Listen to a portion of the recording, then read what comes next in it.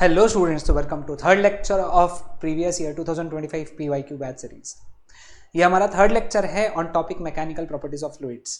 Okay, so अभी तक हम लोगों ने दो लेक्चर में 28 क्वेश्चन डिस्कस कर चुके हैं। ये हम 29th क्वेश्चन से स्टार्ट करते हैं।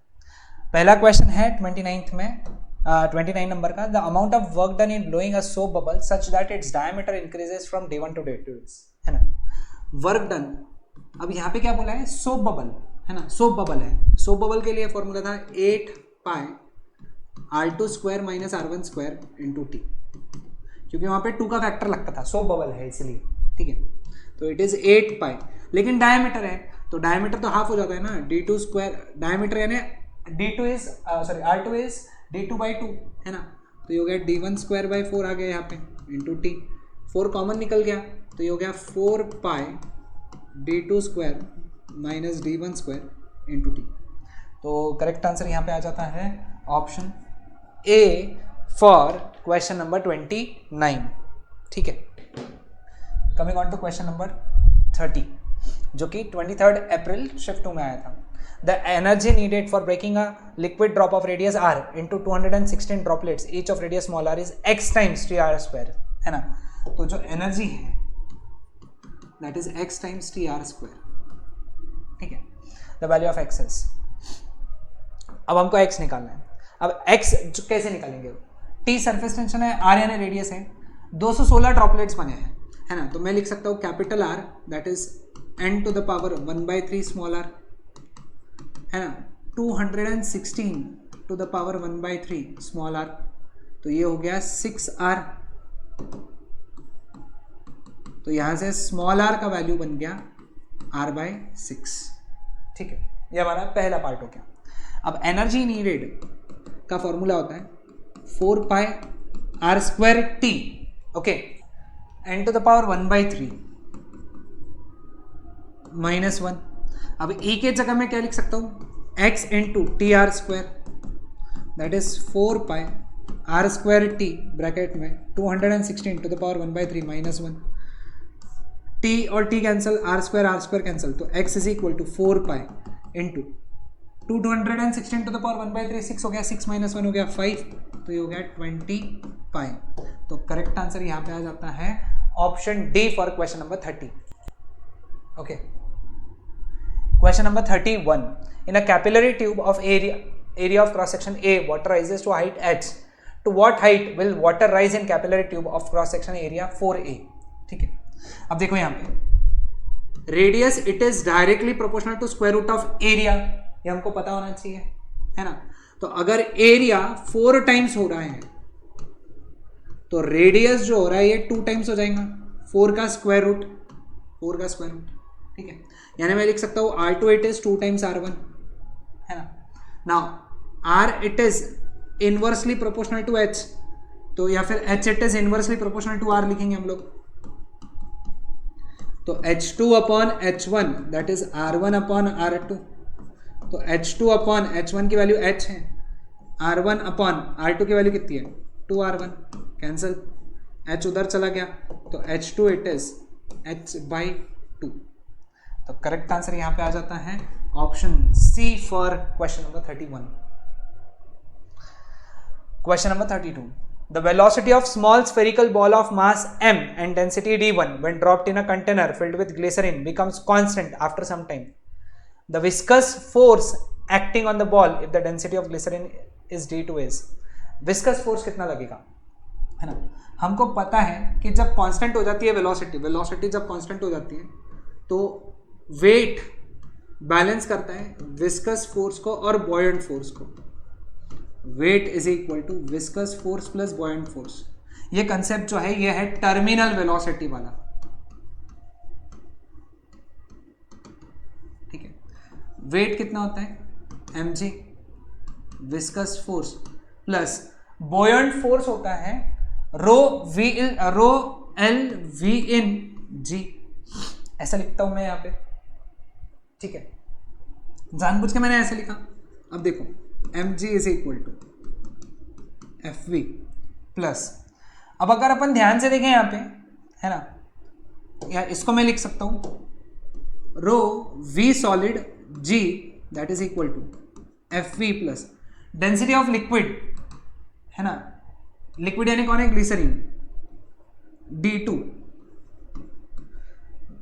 सारा का सारा सॉलिड लिक्विड में है, तो volume inside the liquid is Vs जी, ये इधर आ गया, Fa निकालना है हमको, Fa निकालना है, रो Vs G है ना, रो यानी क्या है, density of solid, density of solid कितना है, डेंसिटी ऑफ सॉलिड कितना है, D1 Vs G, वो उधर चला गया इसलिए माइनस हो जाएगा, माइनस D2 Vs G, तो Fv का वैल्यू क्या आ जाएगा, कॉमन क्या निकाला मैंने, D1 Vs G कॉमन निकला, ब्रैकेट में 1 माइनस D2 बाई D1, तो Fv इज इक्वल टू, लेकिन ये तो mg है, तो ब्रैकेट में 1 माइनस D2 बाई D1 है ना, तो करेक्ट आंसर यहां पे आ जाता है mg ब्रैकेट में 1 minus D2 by D1, option A for question number 32. Question number 33. A horizontal pipeline carries a water in a streamline flow at a point along the pipe where the cross-sectional area is 10 centimeter square, velocity is 1 meter per second and pressure is 2000 Pascal. The pressure of water at another point where the cross-sectional area 5 centimeter square is density दिया हुआ है ना, हमको निकालना है pressure, ठीक है। अब एरिया देखो चेंज हो गया है, एरिया चेंज होने से वेलोसिटी चेंज हो जाती है, तो इक्वेशन ऑफ कंटिन्यूटी लगाया,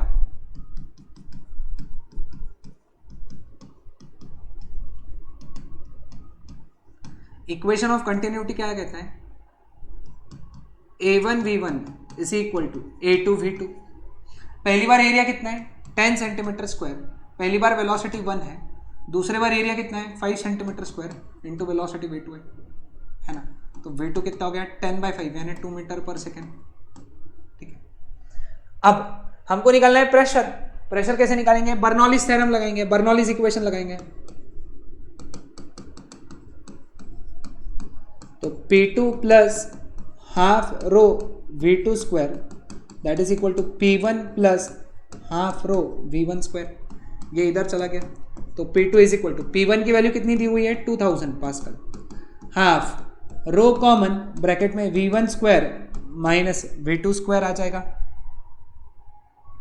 है ना, तो P2 कितना हो जाएगा फिर यहाँ से 2000 प्लस हाफ रो की वैल्यू कितनी है 1000 ब्रैकेट में V1 स्क्वायर, V1 की वैल्यू कितनी है 1 square minus V2 square, V2 square कितना हो गया 2 स्क्वायर है ना, तो 2 स्क्वायर कितना हो गया 4, 1 स्क्वायर माइनस 2 स्क्वायर लिख दूँ क्या मैं यहाँ पे, तो कंफ्यूज हो जाऊंगा नहीं तो P2 का वैल्यू कितना हो गया ये 500 सा, तो 2000 माइनस आ जाएगा 1 माइनस 4 3 हो गया, तो आंसर आना चाहिए 500 pascal.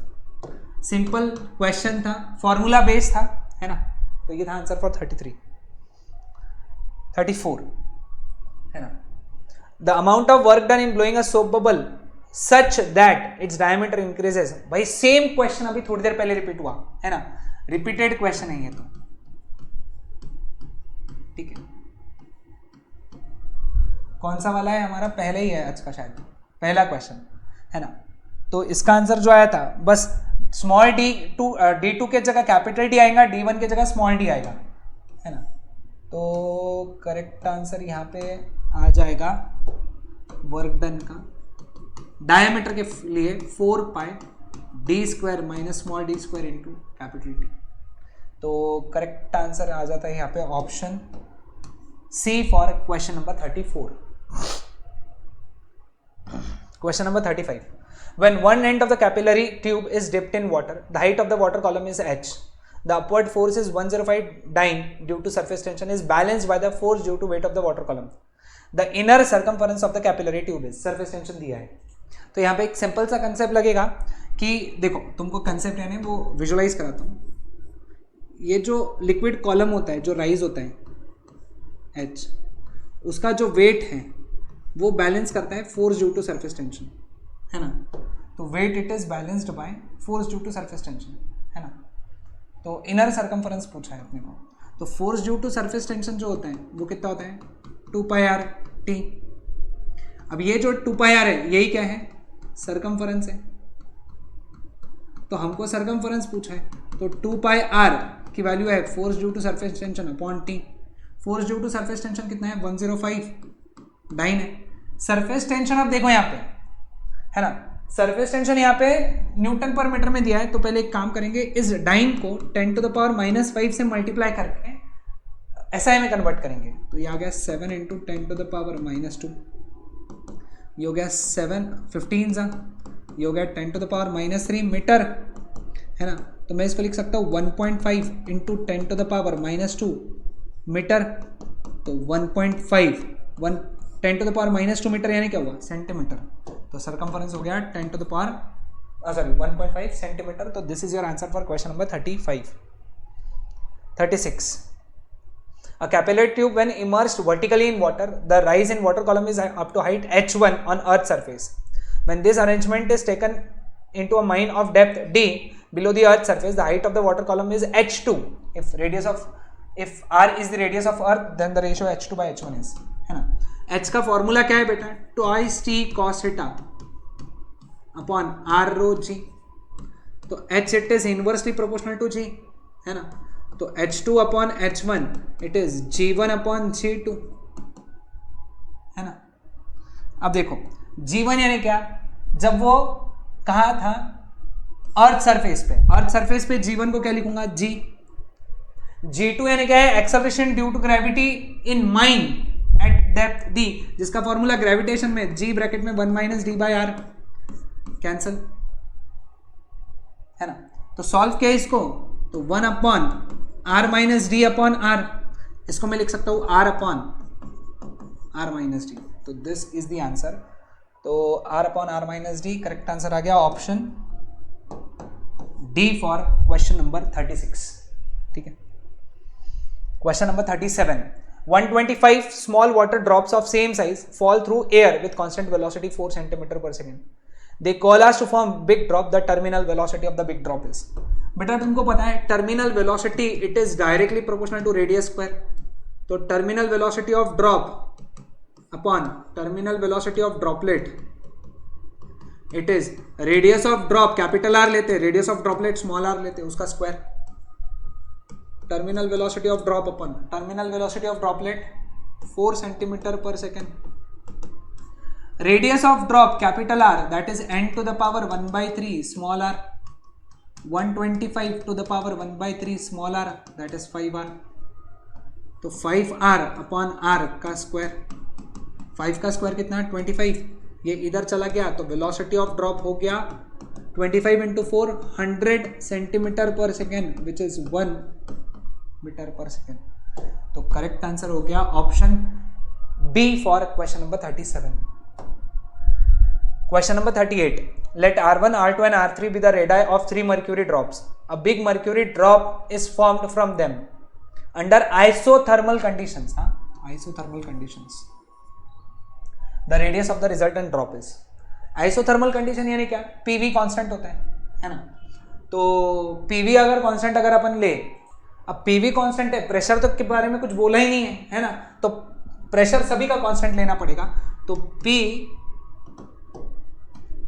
V is equal to PV1 plus PV2 plus PV3, cancel, 4/3 pi r cube is equal to 4/3 pi r1 cube, 4/3 pi r2 cube, 4/3 pi r3 cube, cancel, तो r का value हो गया r1 cube plus r2 cube plus r3 cube two the power 1/3, तो correct answer यहाँ पे आ जाता है option A for question number 38। Question number 39, the work done is splitting a water drop बोला है ना, water drop of radius r into 64 droplets है ना। हमको पता है वर्क डन का जो फॉर्मूला है वाटर ड्रॉप के लिए 4 pi R square T bracket में n to the power 1/3 - 1, shortcut है, in terms of radius of drop, droplet के लिए चेंज हो जाता है, ठीक है। तो 4 पाई आर स्क्वायर टी, मैंने इन्फिनिटी सीरीज में 4 फॉर्मूलेस लिख के दिए, वो अच्छे से याद कर लेना। 64 टू द पावर 1/3 माइनस 1। 64 का क्यूब कितना है 4, 4 माइनस 1 3, 4 से 12 पाई आर स्क्वायर टी। तो करेक्ट आंसर यहाँ पे आ जाता है option C for question number 39। Question number 40, under isothermal conditions two soap bubbles of radii R1 and R2 coalesce to form a big drop। अभी थोड़ी देर पहले अपन ने देखा है ना, आइसोथर्मल कंडीशन में कोलास हो रहे हैं, ठीक है। तो यहाँ पे हमको बताना है, यहाँ पे अब यहाँ पे तुम देखोगे तो स्क्वायर्स आ रहे हैं ऑप्शंस में, कहीं पे क्यूब नहीं दिखा है ना, कहीं पे भी क्यूब नहीं दिखा है। अब इसके लिए सॉल्विंग थोड़ा सा अलग है ना। यहाँ पे अपन जो लेंगे सॉल्विंग वो है P V is equal to P1 V1 plus P2 V2। ये जो P है, ये जो P1 है और ये जो P2 है, ये सब एक्सेस प्रेशर लेना है यहाँ पे। वहां पे नहीं लेंगे हम लोग एक्सेस प्रेशर, वहां पे नहीं लिया हम लोगों ने एक्सेस प्रेशर, है ना, क्योंकि वहां पे आर स्क्वायर के ऑप्शंस थे। क्या देखते हैं हम लोग, आर स्क्वायर्स के थे बट स्क्वायर रूट नहीं था यहाँ पे, है ना, स्क्वायर्स के थे बट स्क्वायर रूट नहीं था। अब वो क्वेश्चन को देख के, अगेन एम्बिग्यूअस क्वेश्चंस है, मतलब सर यहाँ फिर हम कैसे समझना, ऑप्शंस देख के समझना होता है। ओके, ऑप्शन देख के, और कोई ऑप्शन नहीं है तुम्हारे पास में ऑप्शंस देख के समझने में। ओके, ये एक्सेस प्रेशर है तो ये कितना रहेगा 4T/R, है ना, सोप बबल है, वॉल्यूम कितना है 4/3 pi R cube, 4T/R1 4/3 pi R1 cube, 4T/R2 4/3 pi R2 cube, 4T 4T 4T 4/3 pi 4/3 pi 4/3 pi cancel, square कर दिया, स्क्वायर कर दिया, स्क्वायर कर दिया। तो R square is equal to R1 square plus R2 square, तो R is equal to R1 square plus R2 square to the power 1/2। तो correct answer यहाँ पे है मेरे हिसाब से। तो तुमने रट लेना चाहिए ऑप्शन, है ना, क्योंकि डायरेक्ट क्वेश्चन आते हैं, है ना। Question number 13, when one end of the capillary is dipped in the water, the height of the water column is h। Same तरीके का क्वेश्चन पहले रिपीट हुआ था। The upward force of 108 dyne due to surface tension is balanced by the force due to weight of the water column, inner circumference। अब भी हम लोगों ने थोड़ी देर पहले सॉल्व किया था। inner circumference is force due to surface tension upon surface tension। 108 dine है इसलिए 10 to the power -5, ये हो गया 7.2 into 10 to the power -2, है ना। अब इसको मैं लिख सकता हूँ 1080 upon 72 into 10 to the power -3 metre, है ना। तो ये हो गया 108 upon 72 into 10 to the power -2 metre. जानबूझ के एक जीरो कट करके इसको, है ना, 10 to the power -2 किया, क्योंकि ये तो हो गया सेंटीमीटर। अब 24 3 जा 24 कितने से आएगा, ये 24 7 जा, है ना, 24 108 अपॉन 24, 4 2 7 जा 4 6 जा, नहीं, ये कुछ तो कैलकुलेशन में हमारा गड़बड़ हुआ है। 12 से आ जाएगा, 12 से आ जाएगा डिग्री में, है ना। 12 6 जा 12 9 जा 3 2 जा 3 3 जा, तो आंसर आ गया 1.5 सेंटीमीटर, है ना। 12 से डिवाइड करना पड़ेगा, तो करेक्ट आंसर यहाँ पे भी 1.5, शायद वहां पे भी 1.5 ही आया था, ठीक है। Question number 14, the liquid mercury meniscus in capillary tube will be convex if angle of contact is. बेटा मर्क्यूरी है, mercury is a liquid which does not wet the solid, जिसके लिए एंगल ऑफ कॉन्टैक्ट ऑब्ट्यूज होता है, तो greater than 90 degree. Correct answer is option A for question number 42। 43, a vessel completely filled with water has two holes P and Q at depth 2h and 8h from the top respectively. Hole P is a square of side A and hole Q is a square of side R. The water flowing out per second from the both holes is same. ये line का मतलब क्या है मालूम है क्या? इसका मतलब है volume flow rate is constant, है ना। मैंने इंफिनिटी सीरीज में सिखाया है वॉल्यूम फ्लो रेट क्या होता है, ठीक है। तो the side A of hole P is, ठीक है। अब A P V P is equal to A Q V Q, ठीक है। अब पी पे जो होल है वो स्क्वायर है, स्क्वायर जिसका साइड क्या है ए, तो उसका एरिया कितना हुआ ए स्क्वायर, है ना। अब वहां से जो वेलोसिटी आती है that is √2gh, velocity of efflux का कंसेप्ट है ना, √2g, हाइट कितनी है उसकी 2h है ना। क्यू पे जो होल है वो सर्कल है तो उसका एरिया कितना रहेगा πr², और वहां पे जो वेलोसिटी रहेंगी √2g, उसकी हाइट कितनी है टॉप से 8h।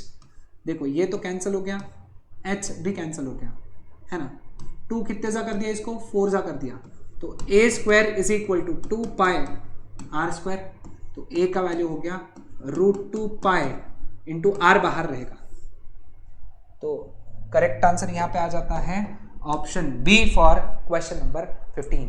Okay, last question, question number 16। A spherical liquid drop splits into 729 identical droplets if E is the surface energy of the original drop, है ना बेटा, E is the surface energy of original drop, यानी E is equal to 4πr²T, ठीक है, and U is the total surface energy of the resulting drops, है ना। Resulting drops का surface energy एक का कितना रहेगा 4πr²T, ऐसे कितने हैं n, ठीक है। तो E बाई यू की वैल्यू उन्होंने बोला है ये 1/x है, तो 4πr²T upon n into 4πr²T, ये 1/x है, कैंसल कैंसल। अब capital R is equal to 729 to the power 1/3 small r, n to the power 1/3, 729 का क्यूब रूट 9 है ना, तो ये हो गया 81r² upon 729r² that is equal to 1/x, cancel है ना, तो 1 जा 9 जा, तो 1/9 इज इक्वल टू 1/x, तो x की वैल्यू कितनी हो गई 9, तो करेक्ट आंसर यहां पे आ जाता है option A for question number 44। तो यहां पे हमारे टोटल 44 क्वेश्चंस डिस्कस हो चुके हैं है ना, of the topic mechanical properties of fluids. इस पे सारे क्वेश्चंस हम लोगों ने कंप्लीट कर लिए जो 2025 में आए थे। अब कल से जो लेक्चर आएगा उसमें वो वन शॉट रहेगा जिसमें मैं पूरे क्वेश्चंस एक ही गो में डिस्कस करूंगा, यानी जितने भी है ऐसे पार्ट वाइज नहीं बनेंगे, अब कल से फुल लेक्चर्स बनेंगे। चलो मिलते हैं नेक्स्ट लेक्चर में, टिल देन बाय एवरीवन।